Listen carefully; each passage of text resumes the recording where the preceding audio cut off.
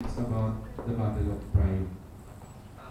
Kainin na lang natin yung pride na yan. Alisin natin sa ating buhay. Then, how can you be happy in life? Those who don't admit their mistakes, those who is not seeking forgiveness, they are suffering longer. Tama o tama? Tama. Tama. Those people who are not accepting mistakes, for sure, they will suffer longer. They'll have more problems. Iniisip niyo sa sarili niyo, ano nangyayari sa akin? Pumapangit na ako.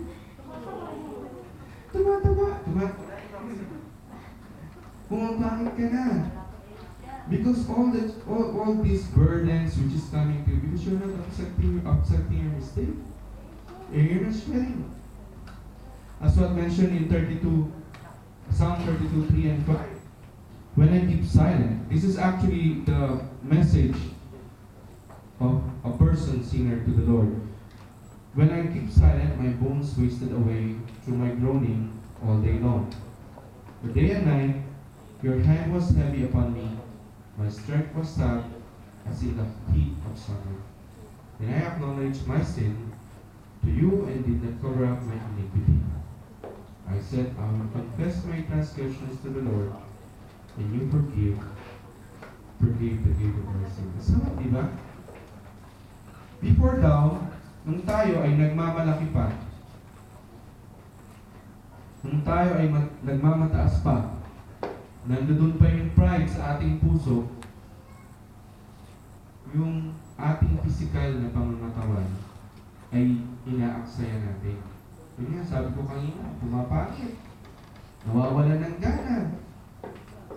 Hindi makagawa sa mga gawa niya, hindi na makakain. Pero hindi naman applicable yung hindi makakain. Nakakain pero naman.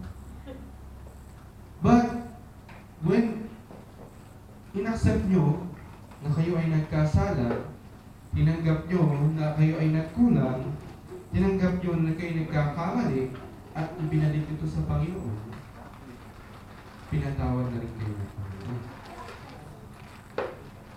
You will not be able to force the other party, the other person, if they will not forgive you. But for sure, when you ask forgiveness, the Lord, our Father, will give you the seeking forgiveness. So, what else to be quick? Is to forgive.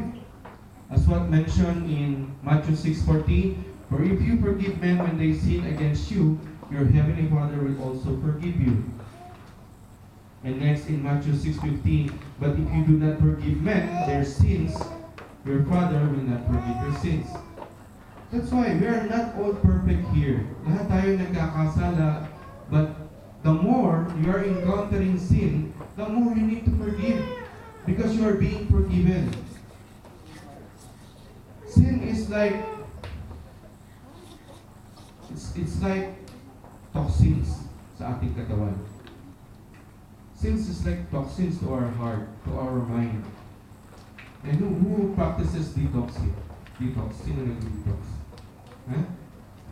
Worst toxin in our heart is this. It's not giving forgiveness. Nurturing anger. Inaalagaan natin yung galit sa ating puso. And when it is being applied to you, when you're nurturing anger, saan kukuha ng lakas yung galit? Sa'yo. Saan kukuha ng nourishment? Sa'yo. So, ano mangyayari sa'yo? Nanghihina ka. Because of this anger. So, release that anger. Remove your anger. Forgive. And lastly is to honor others. We should bring up the best in each other through praise. What I mean is real praise. Yung tama, makatotohanan, and truthful praise. Hindi mo naman pwedeng sabihin, you will not be able to say that, you're very beautiful today, you're very good looking, sexy, and yet, hindi naman.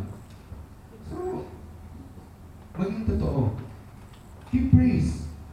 Especially to those who are already engaged and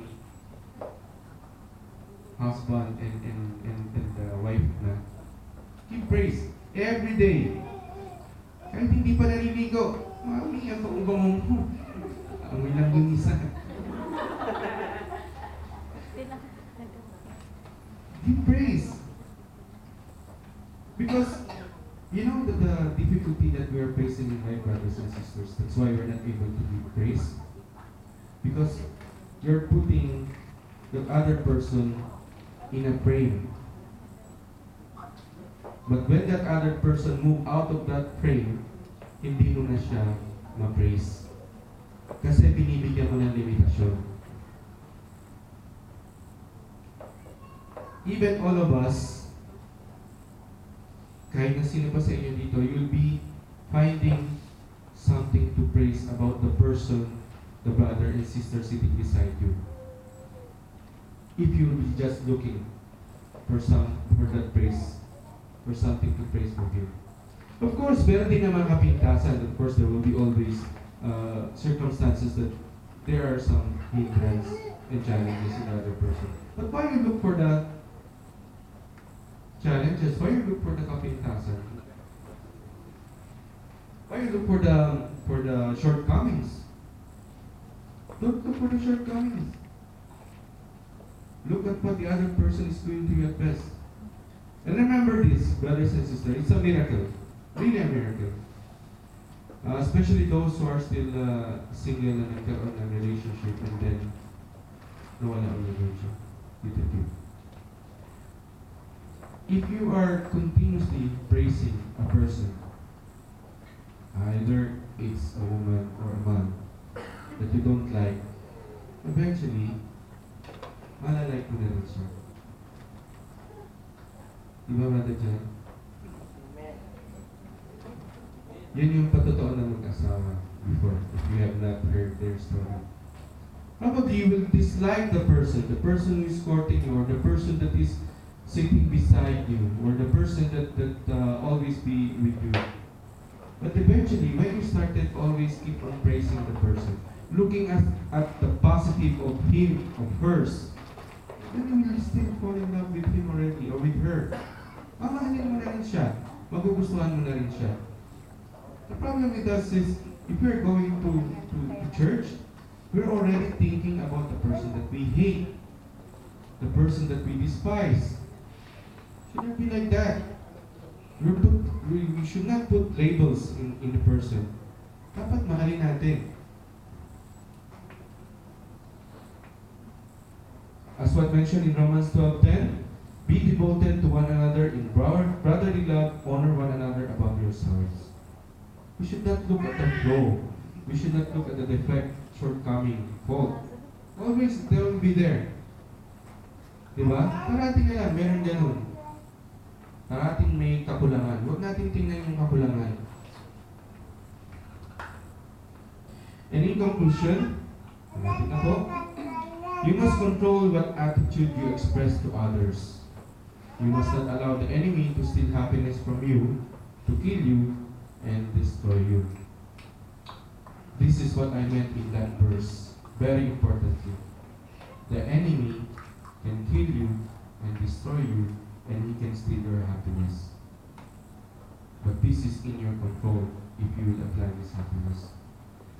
There are areas in our lives that we must be slow, and areas in our lives we must be quick. So what we need to do? We need to apply the right skill. Any person can make you realize how wonderful the world is. Kayo, nakarating na kayo dito sa Dubai. You have experienced beautiful places here. You've been to very good sites here, parks. Everyone can do it. Actually, next week we'll be having our event in Mangsar. You will see the place is very good. Everyone can do it. So, dadalhin tayo to ni Brother Cesar and Brother Paulo. Everyone can do it. But only few people will make you realize how wonderful you are in the world. Iilan lang pong tao ang makakapagpakita sa inyo kung gaano kayo ka-importante dito sa mundo. Only few.